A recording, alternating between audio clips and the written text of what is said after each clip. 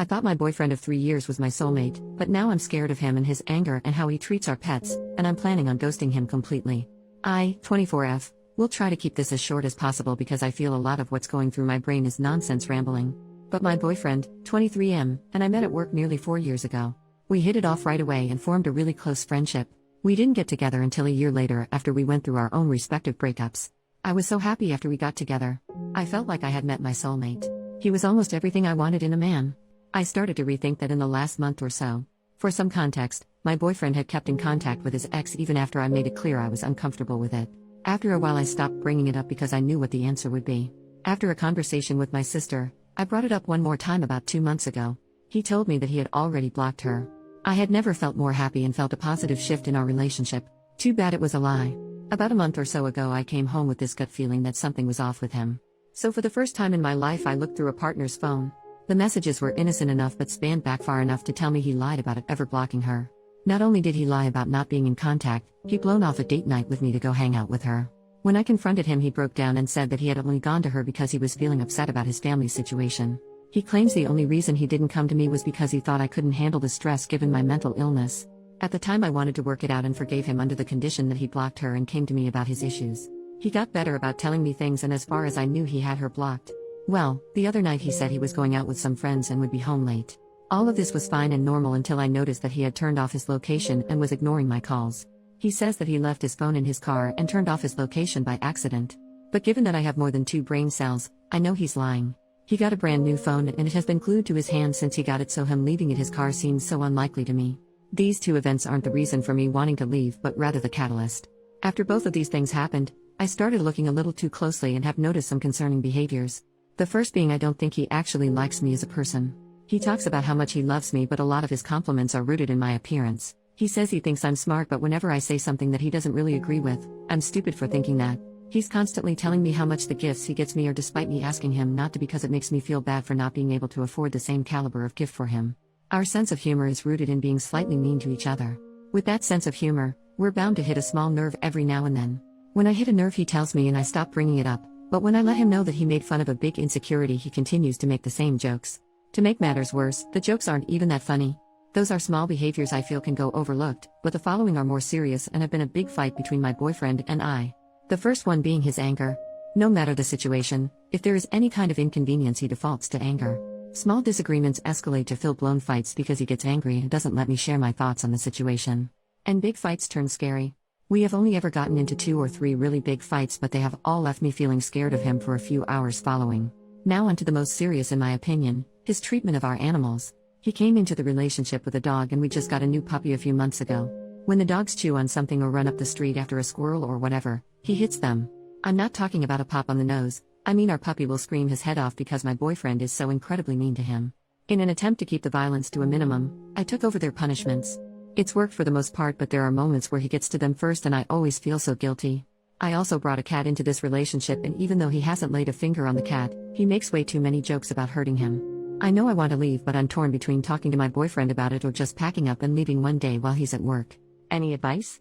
Super teeny tiny update that doesn't require a brand new post quite yet. I'm speaking with my supervisor tomorrow to see if I can get a realistic timeline of when I can leave. I know I can technically leave whenever, but I really love my job and want to make sure that the person taking over my position is completely set. After that has been settled, I just need to wait until move-out day. I also wanted to clear up some of the comments saying that I am controlling for having his location. We have had each other's location for almost as long as we have been living together. It's always been for safety purposes. I don't sit on my phone all night watching where his pin is moving across the map. When either of us go out, we send each other like some kind of text to let the other know that they're okay. I sent a few texts while I was stuck in traffic and just kind of complaining to him, and then a few hours later I sent him a text just checking in and looking for that like quick thumbs up to let me know that he was alive. I didn't get any response. I got worried because that is not a common behavior for him, so I looked at his location to make sure that he wasn't in a ditch somewhere. Keeping with the same theme of me being controlling. I didn't like that he was talking to his ex and had asked him to block her a few times. I would not give a damn if they were friends if either of them were being respectful to our relationship. Before I resorted to blocking, I had asked him to set up some ground rules and boundaries with her about what their friendship would look like given their past. He did not do this, and she was openly flirting with him and doing things to get him to notice her. She also likes to call back to back to back, like close to 15 calls within 2 minutes, when she knows we're together. So given that neither one of them respected our relationship when they started their friendship, I feel completely justified asking him to block her. If you think that makes me controlling or some heinous monster, I just don't care. Additional information from OP on how she reacts to her boyfriend's behaviors towards animals. OP, hi, love the enthusiasm, but as this is my reality, I'm not asking whether or not you like the choices I've made. I don't care if you like that I went through his phone. I did and found a truth he would have otherwise kept from me. As for staying with him when I knew what he did with that animals. 1. I wasn't really aware of it until we got the puppy. When we moved in together, his dog was fully trained and didn't really behave in a way that he thought was worthy of a beating. So my boyfriend really only started showing his true colors during the process of training our puppy. 2. After a certain point, relationships aren't about leaving when you're unhappy or you see a red flag. I live with this man, I am under a contract for my job, and my job does not pay me enough to live on my own, especially with pets. Leaving him means that I am blowing through all of the savings that I have collected to find a new place to live, breaking my contract, and completely uprooting my life. It's something that I am in the process of doing, but it is still a very hard decision that I'm making. I came on here to get some advice about how to leave the situation, not to be told that I make bad choices or that I'm not leaving him fast enough. Update: it's been a few weeks since my initial post. This update is not very interesting, but a lot of people wanted to know. At the end of my last post, I had settled on leaving with my pets and was just waiting on move-out day. Move-out day came quicker than expected. Nothing escalated to a dangerous degree, but his behavior changed a lot. Suddenly he was being so incredibly sweet and was talking a lot about commitment. During our last conversation, he was ready to go down to the courthouse and get married right that second. I'm not sure if this is what love bombing is or if it was just him being desperate because he sensed I was pulling away. After that conversation, I knew if I stayed, nothing good would come out of it. So, I called my family to come help me move out after he left for work. I was able to get out safely with my cat and puppy. I wound up sending a message kind of explaining why I left and asking him to never contact me again before blocking him on everything. So far, he's only tried to call me from a different number once. If he continues to reach out, I plan to talk to local law enforcement to see if a restraining order is possible. I'm not a fan of how everything ended, but I am glad to be out of that situation and somewhere safe where I can learn who I am outside of him. Relevant comment: OP should get a restraining order against her ex so he can't come near her. OP, in my state you can't get a restraining order unless there is a proven history of violence or stalking. So a restraining order won't be likely unless he finds me.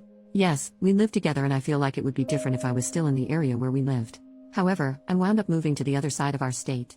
So in order for him to come find me in person, he would have to drive hours. Regardless of him claiming forgotten items or whatever, the distance he would have to drive would be considered stalking in my state, which would definitely make getting a restraining order just a teeny tiny bit easier. I'm not under any impression that it's super duper easy to get a restraining order, but if he were to try and come in person, that would at least be worthy of a temporary protection order in my state. Which that would only protect me for about 6 months to a year, but definitely better than nothing if it comes to it. Commenter number 2, were you able to take the puppy given to your ex? OP, I took the puppy and the cat. I couldn't take his dog because of legal stuff, but I did leave a message with animal welfare. However, I'm not sure if he got a call or a visit or whatever. I wish I knew more.